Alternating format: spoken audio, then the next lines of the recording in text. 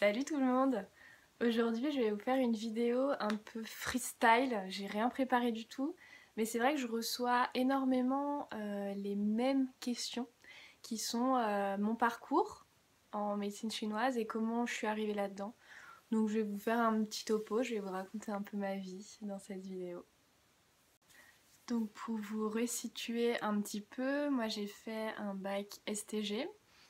Voilà, j'avais aucune idée de ce que je voulais faire après. Vraiment aucune idée. Ça a été le gros stress pour moi, le gros stress pour mes parents aussi, je pense, de pas savoir ce que je voulais faire. Donc vous devez peut-être vous souvenir, mais je crois qu'en début d'année, février, mars, on a des vœux à faire, on doit s'inscrire dans des écoles. Et moi, j'avais aucune idée, donc je n'ai pas fait de vœux. Mes parents avaient quand même envie que je continue mes études, ce que je peux comprendre. Ils avaient un peu peur pour moi, ils se sont dit waouh, elle va avoir un bac, elle va aller travailler tout de suite, qu'est-ce qu'elle va faire, etc. J'étais très très stressée, très très angoissée pendant cette période. Et en fait, ma mère prenait des cours de tai chi et de qigong. Donc elle m'a dit, bah écoute, viens avec moi, ça va te faire du bien et tout. Donc j'y suis allée, ça m'a beaucoup plu. J'ai accroché avec la prof aussi, qui m'a beaucoup aidée. Et c'est elle qui m'a parlé de cette école. Donc du coup, je me suis dit pourquoi pas. Mais vraiment, j'ai envie de dire c'est le hasard, mais non, il n'y a pas de hasard. Mais quand même, c'était assez impressionnant quoi. Se dire, enfin, de partir dans un secteur, on va dire, que je ne connaissais absolument pas. Je ne savais pas du tout ce qu'était la médecine chinoise, j'avais jamais rencontré un thérapeute ni rien. Donc voilà. Et, Et donc je me suis renseignée sur cette école de médecine chinoise et de Qigong. J'ai rencontré la directrice qui était adorable. J'étais la plus jeune qui se présentait à eux. Donc voilà, j'ai été super bien accueillie, super bien passée. Donc ça c'était pendant l'été après que je les ai rencontrés. Une fois que ça avait fait un petit peu son chemin dans ma tête. Et ouais, je me suis sentie bien. C'était l'école, elle se trouvait au milieu de la montagne dans un cadre absolument magnifique. Et voilà, je me suis laissée porter par cette idée de faire de la médecine chinoise. Donc voilà comment j'en suis arrivée là. Après, j'ai fait donc une formation de médecine traditionnelle chinoise, une formation de Qigong pour être prof et une formation de massage Twin. Donc la formation de médecine chinoise, elle durait 4 ans, maintenant ça a changé, c'est 5 ans. Elle durait 4 ans. Moi, c'est une formation que j'ai fait sur des week-ends, donc c'était sur 3 jours par mois et une semaine en été, je crois.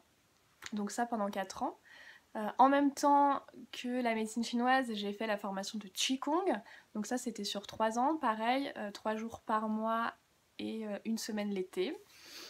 Et une fois que j'ai fini tout ça, j'ai fait la formation de massage Twin.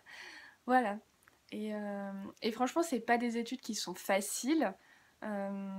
Pendant les 3 jours, on se dit c'est pas beaucoup, 3 jours de formation. C'était vraiment des... Enfin, c'était dur quoi, toute la philosophie est complètement différente, tout est différent. Moi, c'est vrai que j'étais le petit bébé des formations en fait, j'étais la plus jeune, je venais d'avoir 18 ans et je sais pas. Je sais pas si c'était une force, si c'était une faiblesse, mais bon, moi j'étais au même niveau que les autres finalement, même si les autres pensaient que c'était plus facile pour moi, ce qui m'a d'ailleurs parfois dérangée. Ouais, c'est vrai. C'est cool d'être le petit bébé, tout ça, mais tout le monde disait ah mais c'est facile pour toi. Ok. Ouais, c'est vrai que c'est cool de commencer aussi jeune, mais je pense que je suis au même niveau que les autres, quoi. Enfin voilà. Et donc toutes ces formations, elles ne sont pas, comment dire, reconnues par l'État. Ouais, c'est pas cool. Elles sont pas encore reconnues, on va dire. Donc on passe des examens à l'école, on est quand même jugé, évalué, c'est beaucoup mieux. On est évalué sur nos compétences. Euh, on a beaucoup de pratiques. Le Qigong, c'est quasiment que de la pratique pendant la formation de Qigong. Et d'ailleurs, waouh, c'est super. C'est à fond, quoi. Je sais qu'il y a des choses que j'ai fait pendant ma formation que je pourrais jamais refaire. Des postures qu'on a tenues pendant super longtemps, des mouvements qu'on a fait pendant des heures et des heures. Mais c'est très formateur et c'est super intéressant finalement. Pendant toutes ces formations, on en apprend beaucoup sur nous-mêmes. Ouais, on évolue. Ouais, c'est trop bien. Puis on voit la vie différemment. Ouais. Et moi, à la base, quand j'ai fait ces formations, je me disais pas, ouah, je vais être professeur de Qigong, ouah, je vais faire de l'acupuncture, ouah. Et finalement, quand j'ai passé mon premier examen, donc c'était le Qigong, euh, et que j'ai passé l'examen avec le maître chinois, et il me prenait en photo pendant que je pratiquais, je voyais les flashs, je pratiquais les yeux fermés pendant mon examen. Et je me suis dit, waouh, peut-être que j'y arrive, peut-être que c'est cool ce que je fais, peut-être que je suis douée. Et en fait, ça m'a donné confiance en moi. Parce que c'est vrai que c'est une chance que j'ai commencé aussi jeune, mais c'est aussi un handicap dans le sens où, alors là, de plus en plus, j'ai confiance en moi, j'ai confiance en ce que je fais, mais c'était pas du tout le cas au début. Et je manquais beaucoup de légitimité, je me sentais pas légitime dans ce que je faisais par rapport à mon manque d'expérience, mon manque de vécu de la vie, on va dire. Donc c'est pas évident non plus. Maintenant j'ai 25 ans, je suis beaucoup plus sûre de moi, même si voilà, il m'arrive d'avoir de gros doutes. C'est pas un métier qui est facile, c'est pas inné, je sais pas. En tout cas, j'ai ouvert mon entreprise il y a 3 ans et demi. J'ai commencé par donner des cours de Qigong. Je donnais un cours par semaine, donc je travaillais à côté. Et petit à petit, j'ai amené mes autres pratiques. Et maintenant, je ne fais plus que ça depuis 1 an et demi. Je fais plus que de la médecine traditionnelle chinoise. Je donne plein de cours de Qigong. Je donne des massages. C'est trop bien. Ce métier, il est hyper enrichissant. Et on est au contact avec les autres. On partage. On apprend beaucoup avec les gens. Et ça, c'est extraordinaire. Et on voit aussi, moi j'ai vu beaucoup mon évolution. Mes premiers cours de Qigong avec mes cours maintenant, c'est rien à voir, quoi. Et, et on sent que les gens, ils ont besoin de ça, on sent qu'ils ont besoin d'être écoutés. Et moi, j'ai vraiment l'impression d'être utile. Et je trouve ça trop, trop bien.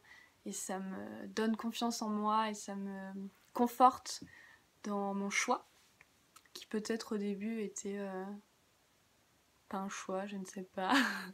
Je me suis tellement laissée porter, je me suis tellement posé aucune question, mais je trouve ça incroyable en fait. À 17 ans, je me suis dit bon, pourquoi pas? Et je me suis laissée emmener dans ces formations et je regrette pas du tout. Et merci la vie de m'avoir mis sur ce chemin. C'est trop bien. Je m'excuse, cette vidéo c'est un fouillis pas possible. Mais bon, on discute ensemble. Si vous avez d'autres questions, n'hésitez pas à me les laisser en commentaire.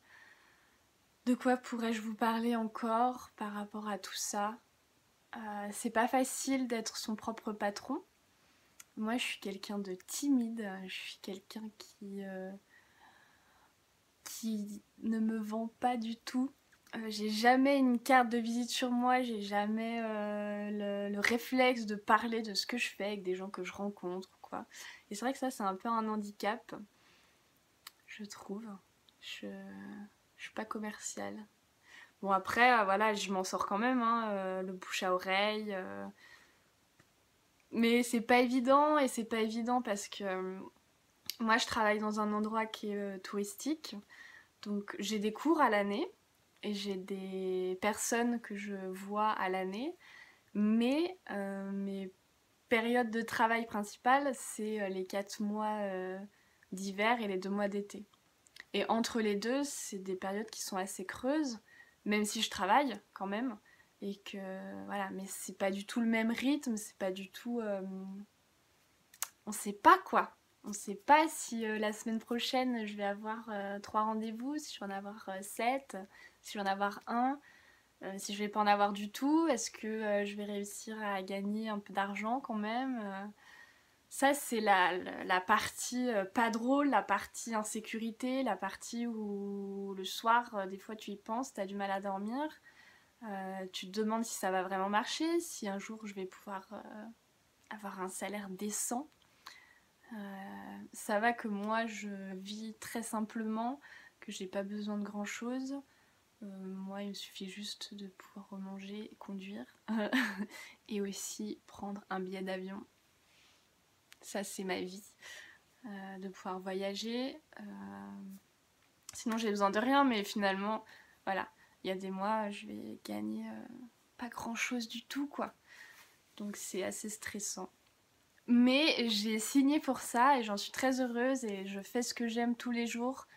Et c'est trop bien et j'aménage mes journées comme j'en ai envie. Et ça, c'est un luxe, mais que pas beaucoup de personnes peuvent se permettre. Après, c'est aussi un risque que je prends dans ma vie, mais je l'assume pour l'instant. Et de toute façon, si un jour ça doit changer, ça changera. Mais là, je suis... c'est tout ce dont je pouvais rêver. Rencontrer les gens, donner mes cours, aider les autres, donner des conseils. C'est trop bien. Et je suis trop heureuse et j'espère que cette vidéo vous donnera envie de vous lancer si vous êtes en doute. Ouais, j'espère. Et c'est vrai que bon, après dans ce milieu-là, tout ce qui est développement personnel, énergétique, cours de yoga, qigong, méditation, etc. Il y a de tout. Parce que, comme je disais tout à l'heure, il n'y a pas de diplôme qui est reconnu par l'État. Donc finalement, on peut très bien faire une semaine de formation et être prof de yoga, être prof de qigong, avoir un petit diplôme avec le nombre d'heures dessus, je sais pas, 16 heures, et c'est bon, on a un diplôme qu'on peut mettre. Faut faire attention. Moi, c'est pour ça que je pense que le bouche à oreille, c'est la meilleure pub qu'on peut avoir. Voilà, le ressenti des gens. Mais c'est vrai qu'il faut quand même faire attention. Il y a des formations de médecine chinoise, de naturopathie, de plein de choses qui sont pas du tout sérieuses.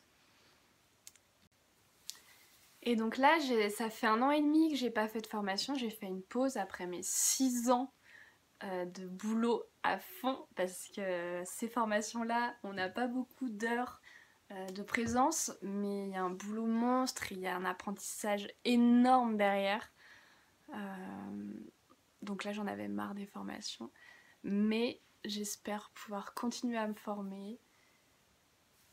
Ouais, j'aimerais continuer à me former, à peut-être me spécialiser dans certaines choses, apprendre et continuer d'ajouter des choses dans mes cours et dans mes soins, entre guillemets. Voilà. En tout cas, si vous avez d'autres questions, posez-les-moi, je serais ravie d'y répondre. Voilà. Merci de m'avoir écouté, j'espère que ça sera pas trop long, j'espère que je me suis pas trop égarée dans tout ce que je dis et que j'ai dit l'essentiel surtout. Donc voilà, si vous n'êtes pas abonné à ma chaîne, je vous invite à vous abonner et si vous avez aimé, mettez un petit j'aime. Si vous avez envie de partager, partagez et moi je vous embrasse et je vous dis à très vite.